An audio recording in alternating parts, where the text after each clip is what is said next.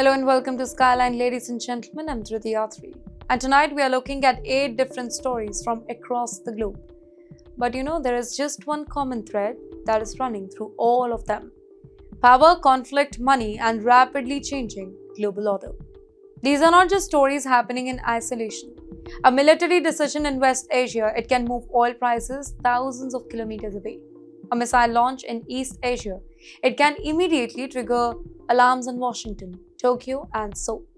And a change in US immigration policy can affect not just immigrants, but airlines, businesses, workers, and entire local economy. So tonight, let's take these stories one by one.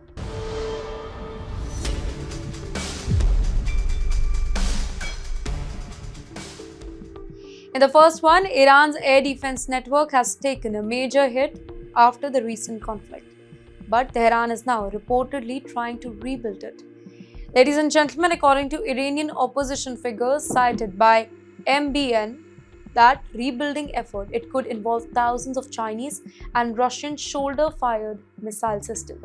The weapons reportedly include China's QW-12 and FN-16 system, along with Russia's 9K333 Verba manpads. Well, these are man-portable air defense system or manpads, basically weapons designed to be carried and operated by relatively small teams and used against low-flying aircrafts and other aerial targets. Now, why it matters? It does because the air war it has exposed a major vulnerability in Iran's military infrastructure. Israel has claimed that it destroyed about 80% of Iran's air defense system during the recent conflict. And if that assessment it is even broadly accurate, then Tehran now faces the difficult task of rebuilding a network capable of protecting military bases, cities, and strategic infrastructure with key areas along with country's border. And this is where reported Chinese and Russian system becomes so significant. Instead of relying only on large fixed air defense installation, Iran could use smaller, mobile system basically that can be moved and repositioned. According to the resources, these weapons are reportedly being deployed around military bases, major cities, broader region and strategic locations like the Strait of Hormuz. And that creates a very different battlefield. Why? Because the question is no longer simply whether Iran can protect a major military facility with large radar and missile system. The question is whether it can create enough smaller pockets of air defense to make low altitude operation more dangerous. And that matters. Why? Because modern warfare increasingly it involves drones, helicopters, cruise missiles and other low flying platform. A mobile shoulder fired missile system it cannot recreate an entire national defense network. It cannot, but it can create uncertainty. It can force aircrafts to change altitude. It can force drones to operate differently. It can make pilots think twice about flying low over particular areas. And in war, uncertainty itself can become a weapon. In fact, there is also a much bigger geopolitical message here. If China and Russia are indeed supplying Iran with additional air defense capabilities, then this is not simply about Iran replacing damaged equipments. It points towards a broader strategic relationship between three nations that are all increasingly challenging the American-led security order in different ways. While Iran wants to protect its territory, Russia has its own strategic relationship with Tehran, and China has major economic and strategic interest in the Gulf. But yes, there is still a critical question here. Can these weapons actually challenge the US and Israeli air superiority? The answer is far more complicated. Modern air superiority depends much more than one missile system. It depends on intelligence, surveillance, radar coverage, electronic warfare, aircraft drones, in fact, command and control network, and the ability to identify targets before they can strike. So Iran may be rebuilding, but rebuilding an air defense network, it is not the same as restoring the old one. And the next confrontation, it could reveal just how much of Iran's defense capability survived and how much has been rebuilt. And yes, if Iran's response is not limited to buying or deploying weapons, because Tehran is also claiming that it has deployed ways to operate without giving its enemies the electronic signal that they normally rely on. Well, our next story takes us directly into that electronic battlefield. Ladies and gentlemen, the modern battlefield is filled with technology: satellites, GPS, radar, in fact, radio communication, electronic surveillance. Every signal can potentially tell an enemy where you are, what you are doing, and where are you going. So, the question is, what happens when an aircraft deliberately goes silent? That's right. Iranian commanders have reportedly revealed details of what they described as a daring operation against the US bases in whole West Asia. An operation in which pilots allegedly navigate without GPS, without INS, without radio transmission. Well, here Iran says that the pilots used traditional navigation techniques while maintaining what is known as electronic silence. And yes, that is the part that makes the whole story particularly interesting, because electronic silence, it is not simply switching off your phone. For a military aircraft operating in contested airspace, communication and navigation system, they are normally essential. Pilots need to know where they are. Command centers need to know where their aircrafts are.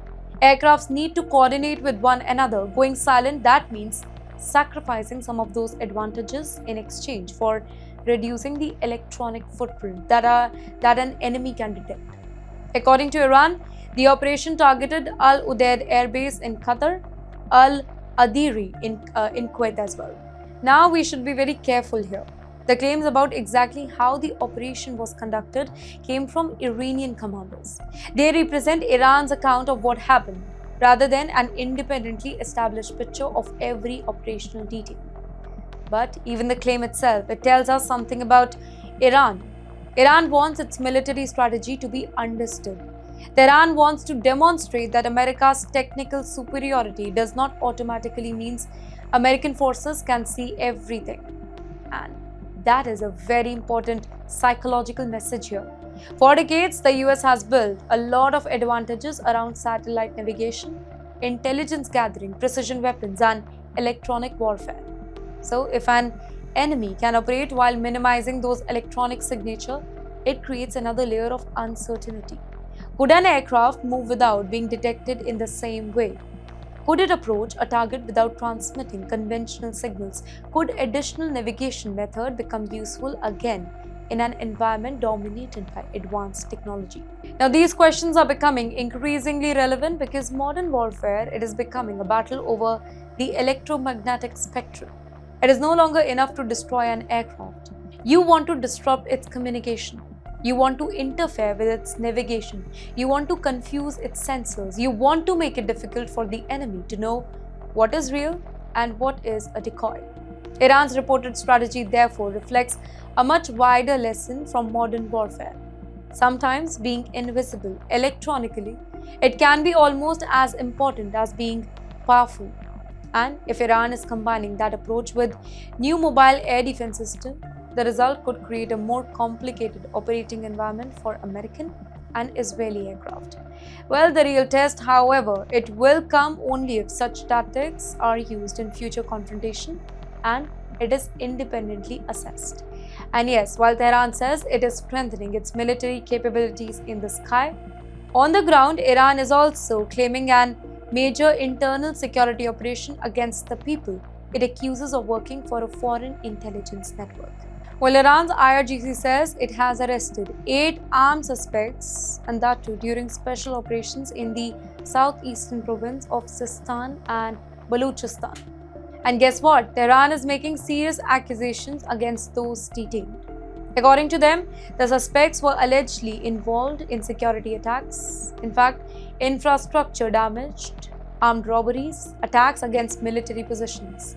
Weapons and ammunition were also reportedly seized during the raids, though. Now, Sistan and Balochistan, it is not just another province.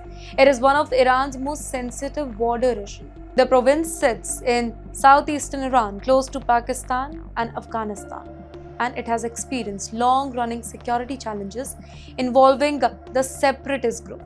Now, that geography matters because it is very important for Iranian security forces. Iran has warned that hostile groups operating along the border can create security risks not only for locals but also for military and infrastructure. Well, the latest arrest, it comes at a time when Tehran is particularly focused on preventing internal attack. Iran says the suspects were captured during special operations and accused them of carrying out multiple forms of violence. While the material also connects the announcement of recent remark by the IRGC ground force commander, Brigadier General Mohammad Khamenei, who warned that Iranian forces were prepared to confront threats posed by hostile groups. There is, therefore, an important distinction to make here. Iranian authorities have described the suspects in connection with foreign intelligence-linked activities. But the material, it does not independently establish that all 8 individuals, they were Mossad or CIA agents. And that is very important to note. In highly tense geopolitical conflict, governments often describe detained suspects through the lens of national security and foreign interference. Those claims can be extremely serious because they still need independent verification. What we do know from the material is that Tehran is continuing to focus heavily on internal security. And that tells us something about broader Iranian strategy. When a country faces external military pressure, the government often becomes more concerned about what could happen inside its own border. Well, could foreign intelligence networks recruit local individuals? Could militants exploit the whole chaos? Could infrastructure become a target? Could attacks be carried out far away from the main battlefield? Well, these are the questions Iranian security officers are clearly trying to address. And yes, the southeastern region, it is particularly sensitive because of its geography and history of militant violence.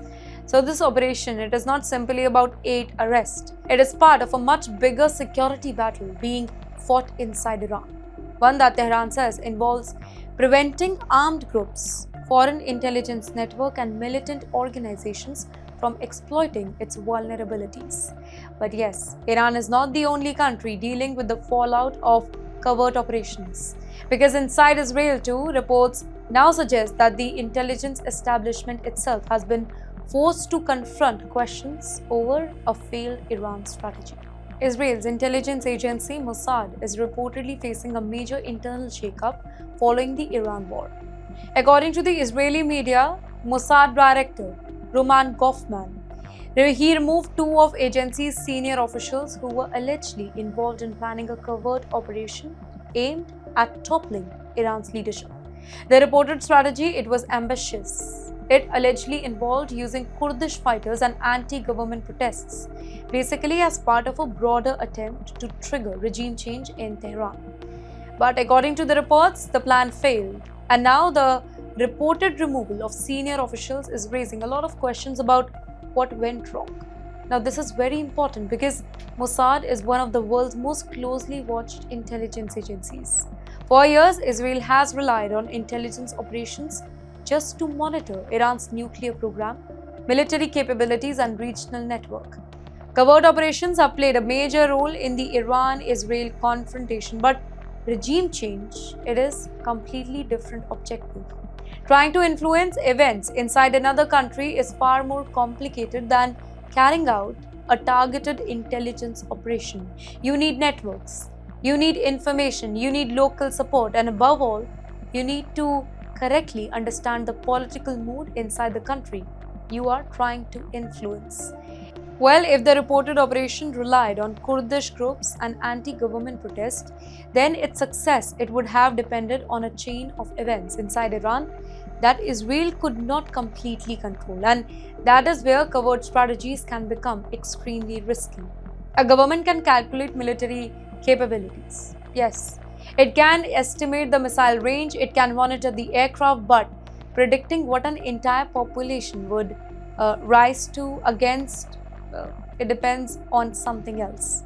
The reports of Mossad shakeup, it came alongside Iran's own claims that it has arrested more than 20 people accused of spying for Mossad here. But again, these are Iranian claims and individual verification that has not been done. But together, the development, it points towards something bigger here. The Iran-Israel confrontation, it did not simply disappear when open hostilities stopped. The covert war continues. Intelligence operations continue to collect information. Security forces continue looking for suspected network. And both the ends are trying to understand what the other side knows. And this is the part of geopolitics that rarely appears in dramatic missile footage.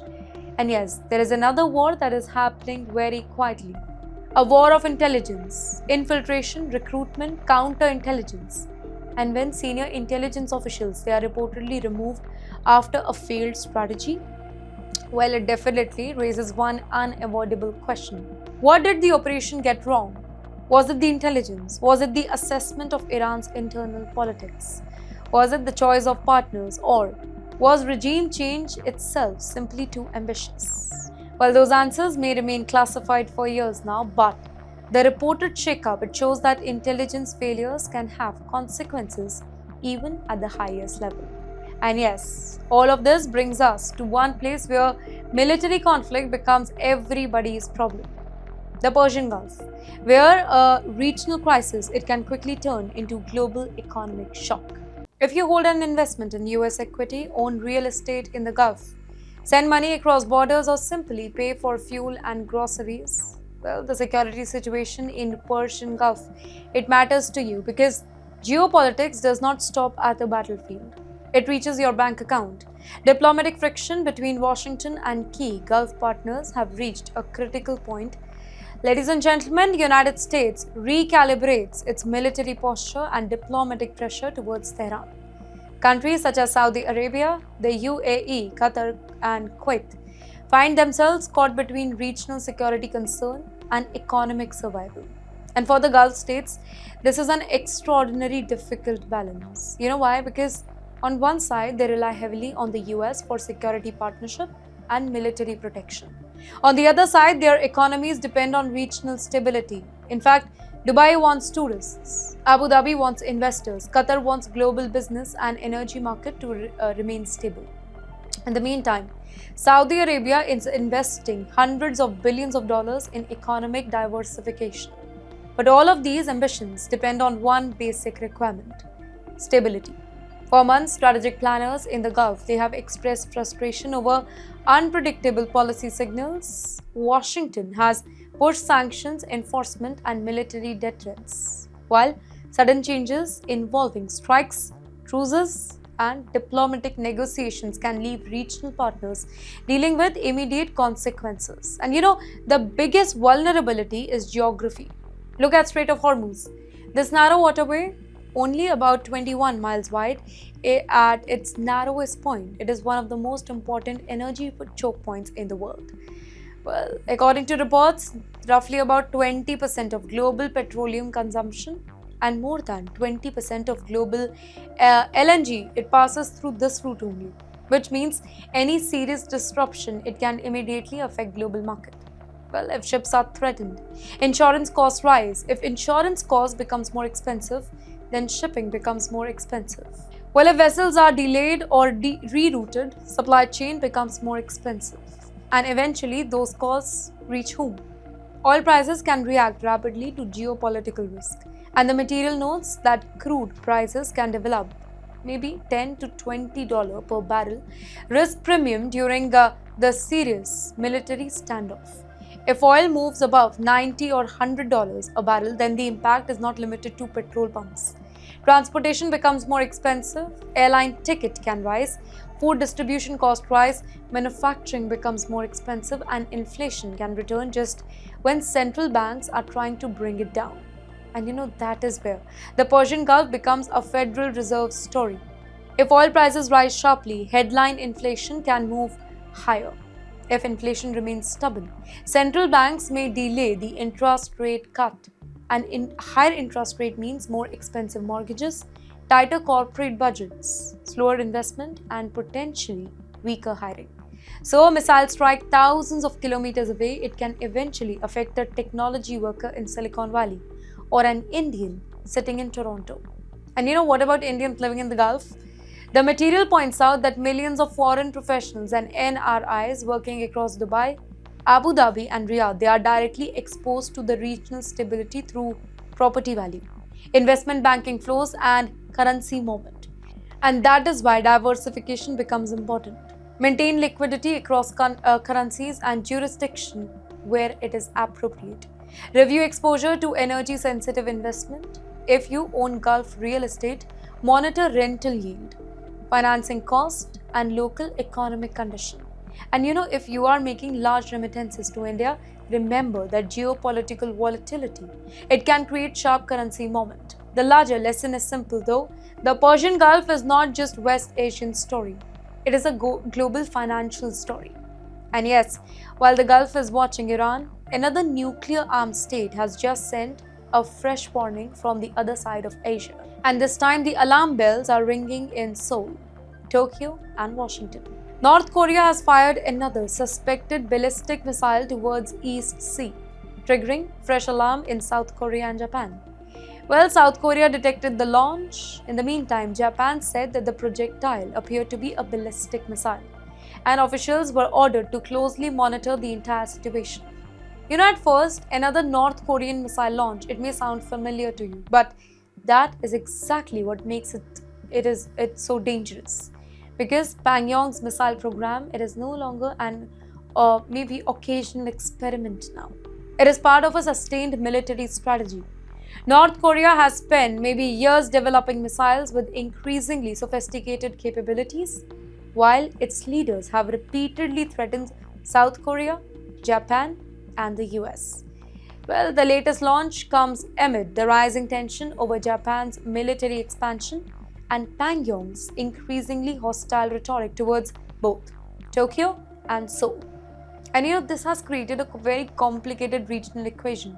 Japan is strengthening its military capabilities. South Korea is closely coordinating with the US. North Korea sees these developments as threat. And every military exercise or weapon test, it can trigger another response. And that creates a cycle here. One country increases its defense capability, another sees this as a threat. It responds with a missile test. The first country then increases military spending again and again, and the cycle, it continues. Well, here for the US, the concern goes far beyond the Korean peninsula. The US has treaty alliances with South Korea and Japan. That means a serious escalation involving either country, it can immediately draw America deeper into the conflict. And yes, there is another factor here: North Korea's relationship with Russia. The broader geopolitical environment has created new opportunities for cooperation between Pyongyang and Moscow, including military and strategic ties, by the way, which by the way means that North Korea is not operating in a vacuum. It is part of a larger network of shifting alliances. Now for Japan, the concern is particularly immediate because North Korean missiles have previously traveled over or near Japanese territory and into surrounding waters as well. Well, for South Korea, the threat is even more direct because of its proximity to North Korea and the concentration of military and civilian infrastructure around Seoul. And for Washington, every launch raises the question: how far has North Korea's missile program actually progressed? Can its missile system become more accurate? Can they evade missile defenses? Can they carry increasingly sophisticated warheads? And can North Korea eventually threaten targets much farther away? The answer determines the strategic calculation of not just South Korea and Japan though, but the United States as well. So, another missile launch, it may look very similar, but underneath it is a much larger contest over deterrence in East Asia. And yes, from missiles in Asia, we now turn to another kind of confrontation in America.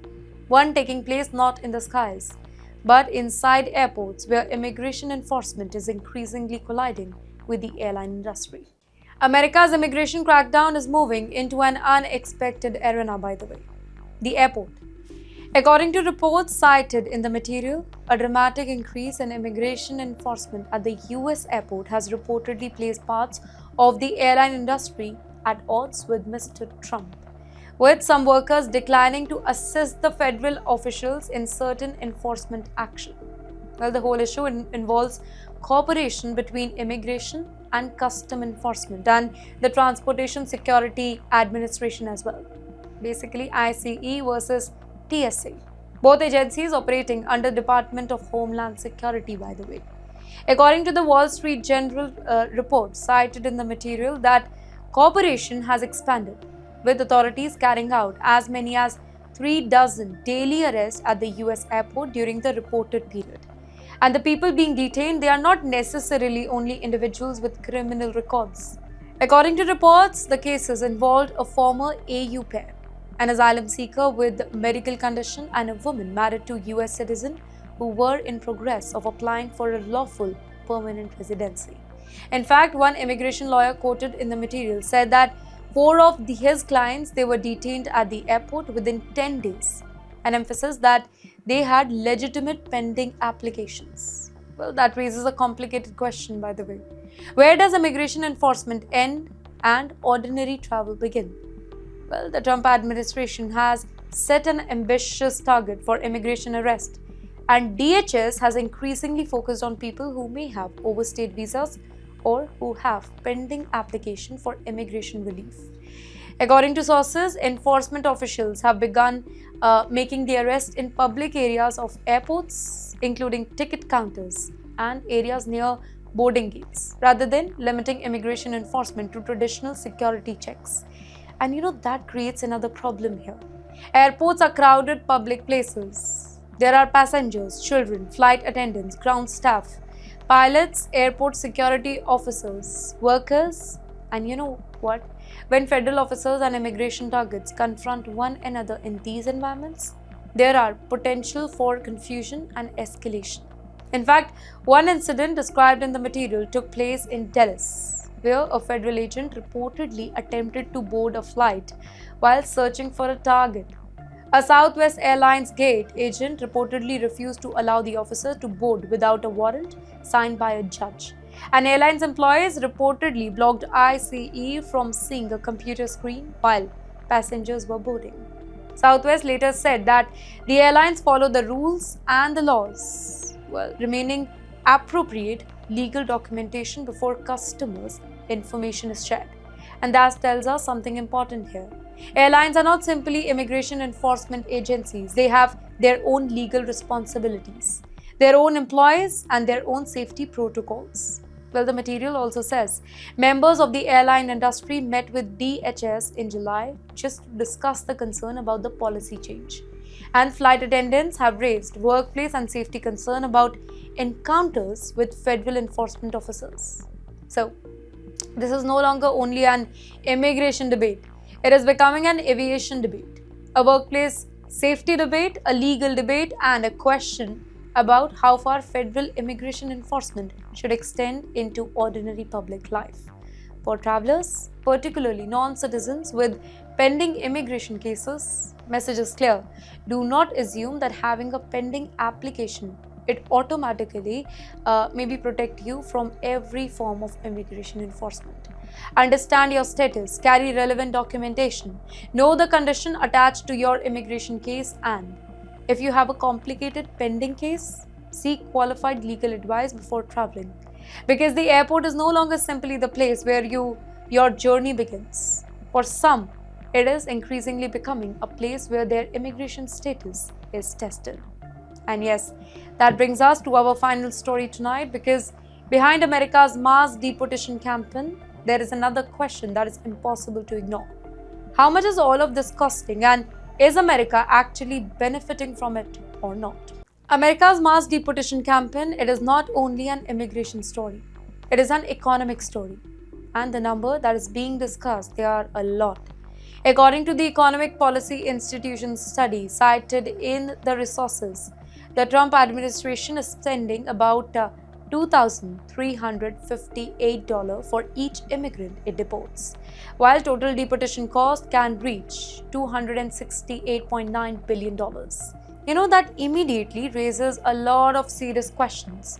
What could America do with $268 billion if it is spent somewhere else?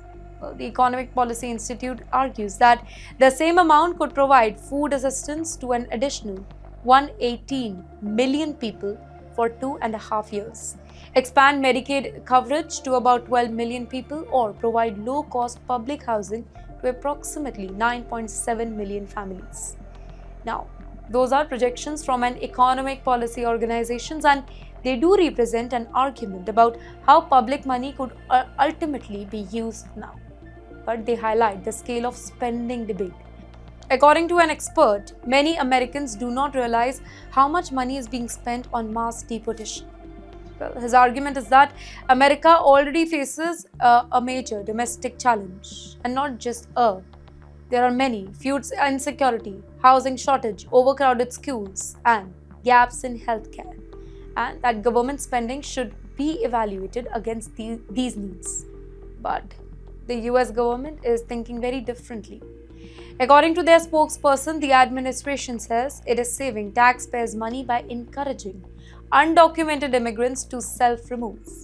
Individuals who register through CBP Home app can receive assistance, including a flight and $2,600 stipend. US has claimed that self-removal cost about $5,100. While the average cost of arresting and deporting an individual, it can reach approximately $18,000. That means, according to the administration's calculation, encouraging somebody to leave voluntarily, it can save up to $13,000 per person. So, there are two competing arguments. One side says mass deportation is expensive and diverts resources from domestic need. The other says that enforcing immigration law and encouraging voluntary departure, it can ultimately reduce long-term cost. But then comes the bigger economic question. What happens to the economy when millions of immigrant workers disappear from the workplace? But according to sources, the mass deportation has not produced the promised benefits in terms of jobs, inflation, or income. America's Voice, a pro-immigration advocacy group, argues that removing large numbers of immigrant workers has contributed to higher costs for groceries, housing, and healthcare, and it is hurting local businesses. They also say that immigrants make up about 40% of workers in housing, healthcare sectors, and that mass deportation pressurizes them to leave the country. According to May 2025 report, immigration enforcement reduced spending in affect metro areas by 6.2%, while foot traffic declined by 2.7%. The reported business loss was estimated $8.1 billion, while the reduction in consumer spending was estimated $14 billion. And yes, there are other consequences too. When immigration enforcement increases, fewer people may enter the country, while more people may leave. That can create labor shortage, and labor shortage can increase wages in some sectors, but they can also increase prices for consumers if businesses pass the higher labor cost on to the consumers. This is particularly important for industries such as construction, agriculture, hospitality, healthcare, and small businesses. The material also points to the impact on Gujaratis running small and large businesses in America, by the way, saying that some businesses have reportedly seen activity fall by 20 to 30%, while the cost of retaining employees has increased. So the question is not as simple as that. Are deportations good or bad? The real question is, what does America gain from them? What does America lose? And who ultimately pays the bill? There is a national security argument on this. There are legal arguments and there are immigration arguments. But there is also economic argument. And when the numbers reach hundreds of billions of dollars, the economic argument becomes impossible to ignore. Because ultimately, government policy is paid by the taxpayers, and the impact of immigration policy is felt by workers, businesses, landlords, consumers, and families. So America is now conducting one of the biggest immigration enforcement campaign in its modern history. The question is whether economic return will justify the financial and social cost or not. Ladies and gentlemen, that brings us to the end of tonight's Skyline. 8 stories, 8 different developments, but one bigger picture. So whether you are watching this from Delhi, Dubai, New York, Toronto, London, or anywhere else in the world, these developments do matter to you. Because today's geopolitical headlines can become tomorrow's economic reality. I'm Dhriti Athri, this was Skyline. Stay informed, stay alert, and most importantly, understand the story behind the headline.